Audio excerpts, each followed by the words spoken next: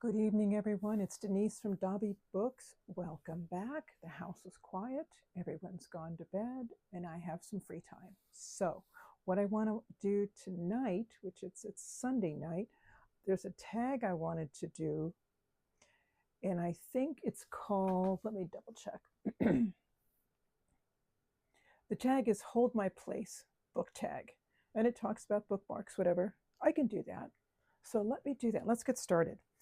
And I saw this on Robert G. Reader of Books, and he was tagged by CG Rated Books, and this was originally created by Books Off the Beaten Path. And Kevin is the one that tagged Robert. So Kevin Tolles. Here we go. The first question is, do you know how many bookmarks you own? No. It's just a whole mess of them. I'm going to say roughly maybe 30. Just looking at the pile that I laid out here, about 30. A lot of them, I had to pull them out for this tag. And I was kind of surprised by how many there were. And you know what? I thought I had a whole bunch of nicer ones. I don't. Oh, well. Okay. Which of your bookmarks do you like using most and why? Now, once I show you the other book tags I have the other bookmarks that I have in response to the other questions, it's going to seem really like a downer, I guess you could say, when you see what I use as a rule right now. So, amongst all these beautiful bookmarks I have and fancy, colorful ones, all different sizes, this is what I use. It's just a piece of paper that I literally held against the edge of a dresser and just ripped, and made smaller pieces of. And there's a reason for that. When I use a regular book tag, so for example, this is just a piece of paper like the one I just showed you here, right? If I were to use a standard bookmark, so let's say something like this, and I placed it in the book, if you look at it really carefully, this book tag, this regular bookmark, is thicker than my thin piece of paper. And after this sits in the book for, let's say, a day or so, when you take it out, it leaves a wider space there. So it's like you probably don't need to use that bookmark because it left, well, probably not here because I pulled it out right away, but maybe you understand what I mean. You leave a bookmark in your book, and when you come back to it after whatever time, that space it took up doesn't go back like it was before. And that drives me crazy. Call me anal, whatever you want. But boy, that just bugged me to pieces. And I just don't do it anymore. I like my little wispy pieces of paper. In fact, I've even contemplated designing bookmarks that are really pretty or whatever, or simple, but on really thin paper. It's an idea that's rolling around in my head, and I'm getting all these ideas. We'll see where it comes to, but yeah, that's what I use. Just little wispy pieces of scrap paper. All right, next question. If you can, show off a bookmark which is an example of a bookmark received as a gift. The first one I thought of was this one. This is a magnetized one. Then you open it up. I'm sure all of you have seen these. But you open it up. You open it up, and these are two little magnets, and you put it to mark your page, and it goes together. I got this. I don't remember if it was a birthday gift or a Christmas gift from my daughter. It's one of the last gifts she gave me. There were two to the set. I know I have the second one somewhere, but I'm showing you this one. And she knew I was a book lover. She always tried to give me something in relation to that. So this is a very special bookmark, and I don't use it because I don't want to lose it. And next one, a bookmark that is something not meant to be used as a bookmark. I knew I have something like that here. And I found, oh, you know what it was? These two things on the bottom. They were, where'd they go? Oh, here, they're down here. This thing here came out of a shoebox. But look, it looks like a bookmark. So I put it in my bookmark stack.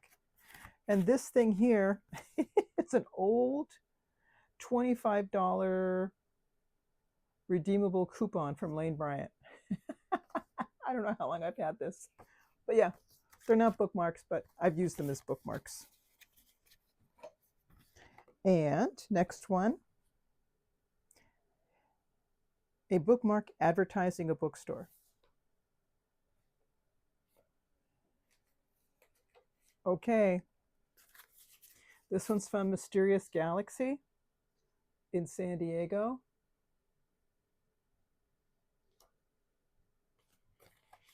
This one's from the Strand in New York with all their stores listed. This one is from Bookstore. Bookstore.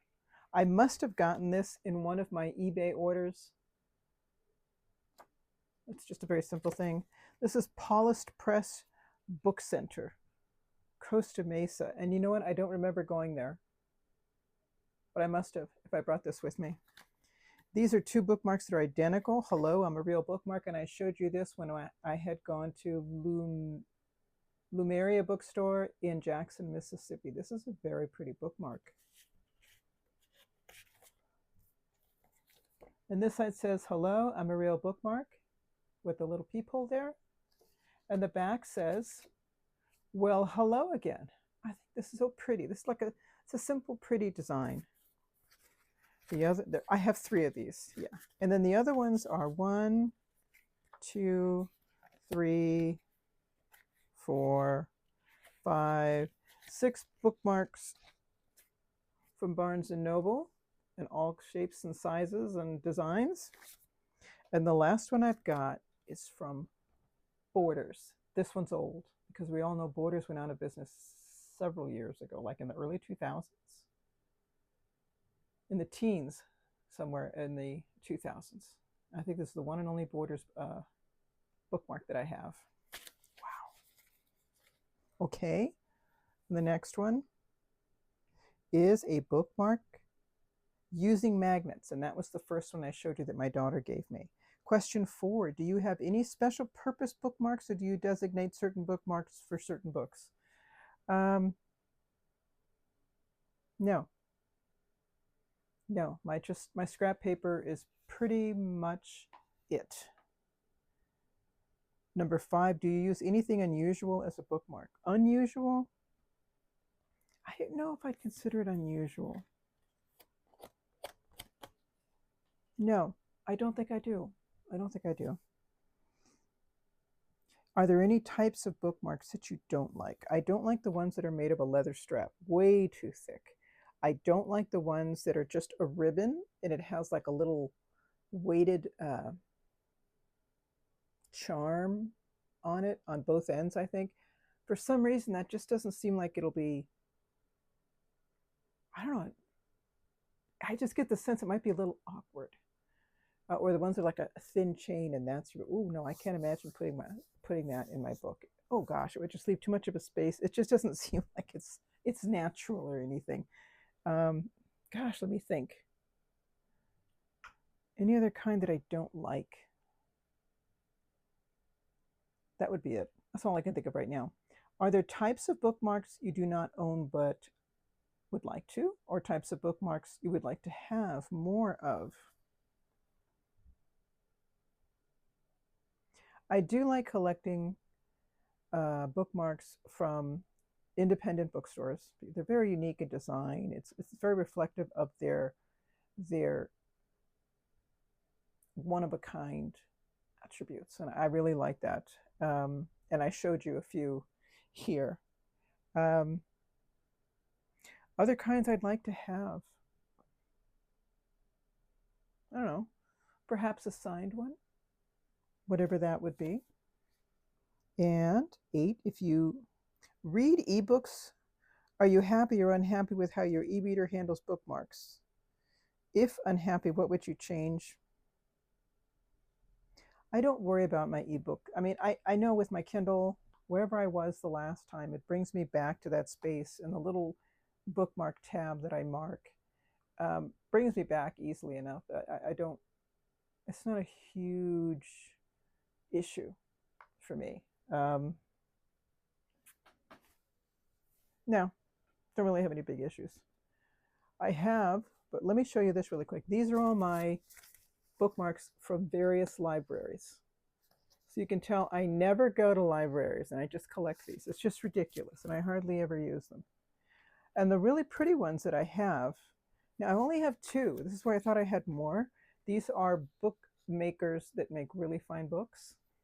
So Suntop Editions, I've received their book on Edgar Allan Poe, The Poetry and Tales, beautifully bound with a slipcover, absolutely beautiful book.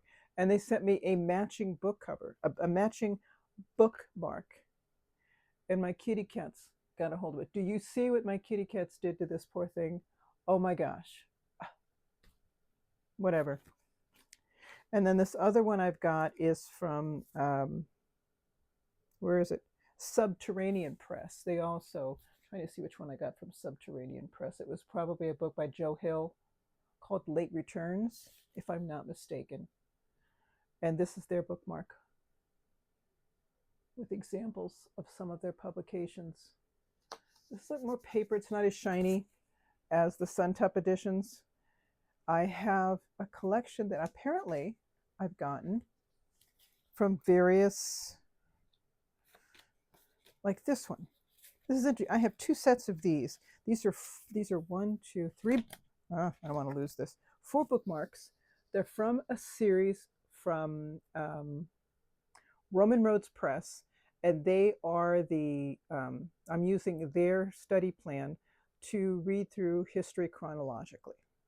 And I give and take, you know, use some things, not use other things, add my own, etc. But that they set the basic reading list for me as I work my way chronologically through it. So this first bookmark is for the Greeks, and on the back it has the timeline. The second one is for the Romans, and on the back is the timeline. And the next section they have is Christendom and their timeline. That's the one that will be starting after I graduate.